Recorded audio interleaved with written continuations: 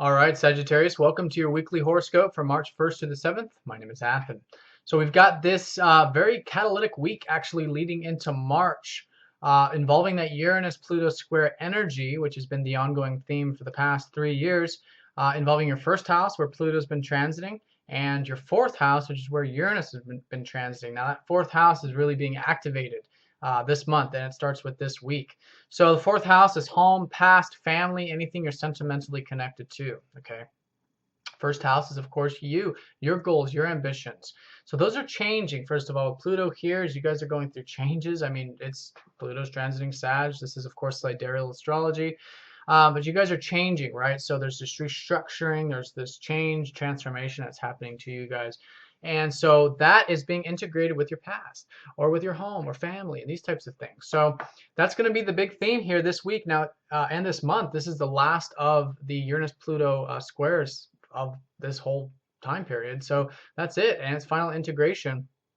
And then from April onward, it'll be integrating it and moving forward with the energy. But it starts this week, March 1st. We've got on Sunday and Monday, we got Venus going over that South Node in that fourth house. So there's relationships perhaps with family or past or from karmic relationships too, soulmates, these types of things with Venus in that fourth house recently, or enjoying home, enjoying family, these types of things. And so with Venus going over the South Node, this is realizing that there's old things that you probably once thought you enjoyed about home, family, past, these fourth house things that you may no longer enjoy. And so it's seeing that, being open to that. And that's going to free up the Venus energy because that's the South Node. It's the past. It's the old. So, and it can be past life, early life, whatever, just this sort of karmic stuff. But releasing that, and that's going to create a nice flow of energy towards the life path for you, which is the North Node, which this whole year for you guys is in your 10th house. So this whole year, it's important about things relating to work, and you may not be feeling this, but you want to put energy into it because the North Node is not a personal planet. It's just an avenue. It's a direction. There's a flow, and it's involving your life path. So for all of you, your life path is going through. There's a flow here where you want to cultivate these things, work, career, public stuff, and channel a lot of these transformations this month and this week into those 10th house things. And in this sense, the enjoyment, the Venus energy as it frees up.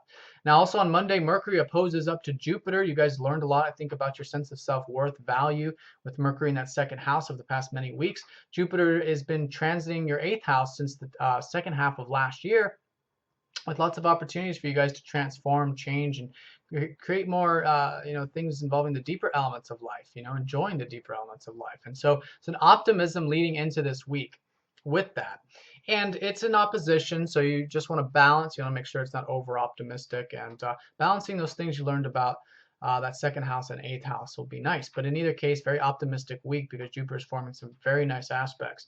And then also on Monday too, Mercury sextiles up to that Uranus. This could mean sudden, just enjoying excitement. I'm just going to put it that way because it's very general reading. Very, so have fun around home, have fun with family, bring some excitement into that, and you'll find that very freeing.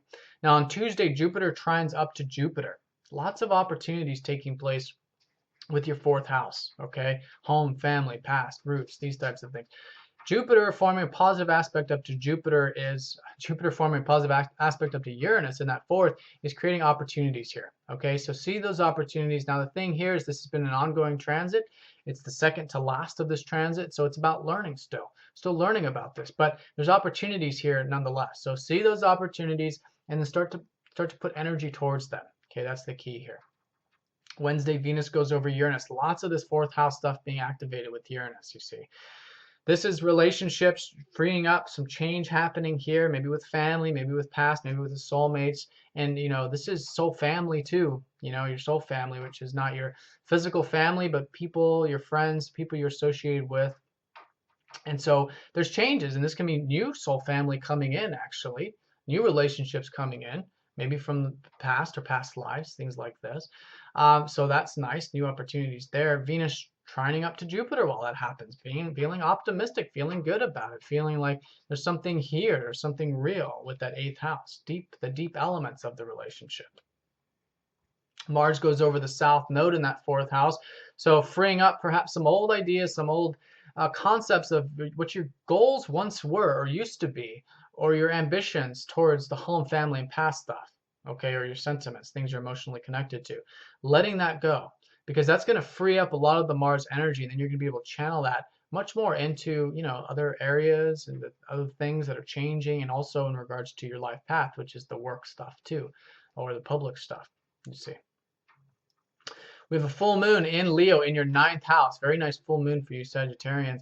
So this is a big picture understanding of life path.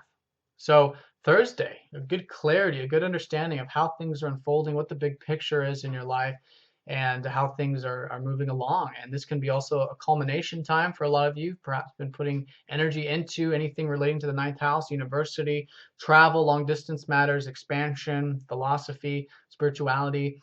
And it could be a high time for you there if you've been putting energy into those things for the past 6 months. So that's very nice too. But in general, it's just about tapping into the adventurous side. So have fun, be passionate, tap into the adventurous side of life. Very positive full moon for you guys. And that full moon sextiling up to Pluto. How cool is that with the whole Uranus Pluto square stuff in your 1st house? Very powerful. Saturday and Sunday, the sun goes over Chiron in your 3rd house. Okay, this is about communication, teaching, sharing. I think you guys perhaps recently started something new with those things over the past couple weeks with the new moon. And so continue with that. Continue with anything you're doing with that 3rd house, and you'll find that very healing over the weekend. All right, Sagittarius, have a great week. Thank you again for all of your support. Please share below your experiences to give back to the community a little bit. If you'd like me to look at your personal chart with these aspects, please get in touch, and I'll talk to you all next week. Take care.